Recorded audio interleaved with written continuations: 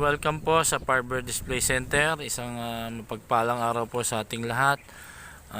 Meron po tayo ngayon na isang unit na matatapos lang po natin na gawin dito po sa ating shop sa Farber Display Center. Wrangler type po ito na off-road diesel 4x4. Ang engine po nito is Puso na Mitsubishi 4DR6. 4-wheel drive po siya na manual transmission. Ayan, kung makikita nyo po, napakalaki po ng gulong. Ikutan po natin. Kita nyo talaga, napakalaki ho ng lip nya. Talagang kasya po yung tao doon sa ilalim. Hindi po kayo mahirapang silipin ng ilalim nito kasi sa laki ho ng gulong. Ayan po yung pinakagulong nya. Ayan. Ang size po ng gulong nya, ayan,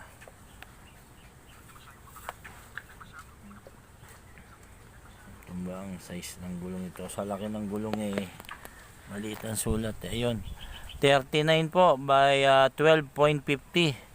Bali 16 po yung size ng mugs nya. Bali size 39 po yung pinakagulong.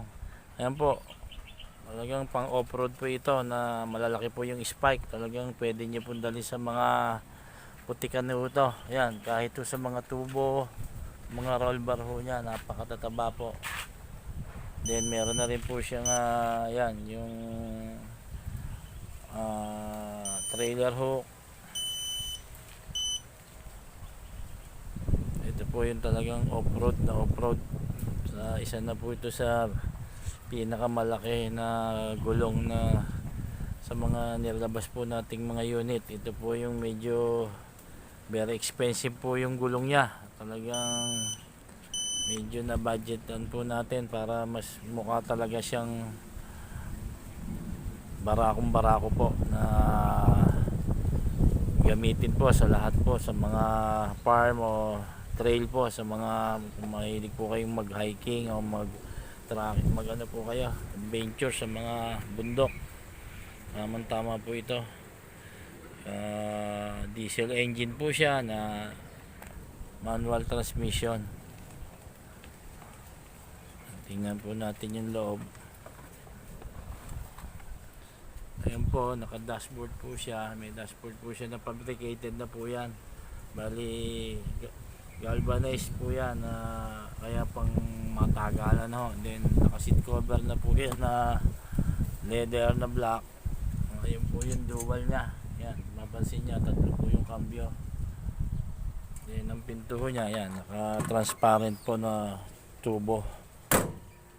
Then dito naman po sa back seat, yan po, ay movable naman ho yan, just in case na gusto nyo na walang makargahan yung likod, pwede naman hong tanggalin yan. Nakita nyo po ang frame yan, talagang pasadya, stainless steel po yung pinaka frame ng back seat niya sa likod. Then sa tubo po, napakataba po niya. Ayan. Then naka ano na rin po siya, ayan, may snorkel na rin po siya. Bali color black po siya na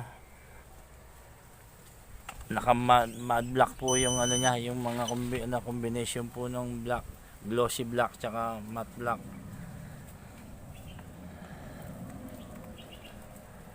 Ikutan po natin.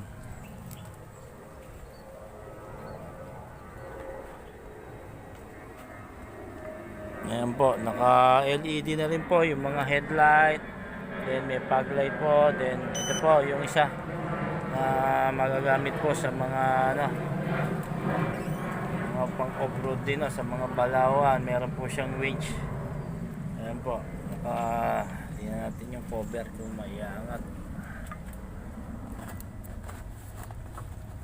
natin. Ayan po, brand new po yan, yung winch. Yan, nataklaban po kasi tag-ulan na po kasi, baka mabasa. Yan yung pangilalim po nito, lip spring po, harap and tsaka likod po, naka lip spring po siya. Naka kimpin type po yung kanyang bungo na original po yan. Na off-road na 4x4. Then meron na rin po siya nitong jack farm. Yan, sa limbawa po. Kaya wala na po itong kabala-balaho kasi naka 4x4 na. Then may winch na, then naka jack farm pa. Kaya wala na pong hahanapin pa. Kung may mabalaho mo nung kayong kasama na hindi naka 4 wheel, at least ito marami hong option na makakatulong itong unit po natin sa mga accessories nya. Yan, registered na po yan. Yan pong ating bagong labas po na off-road na 4x4 Mitsubishi na 4DR6 po. Kaya hanggang sa muli po, marami po salamat sa inyo at God bless po sa ating lahat. Hanggang sa susunod po mga video natin.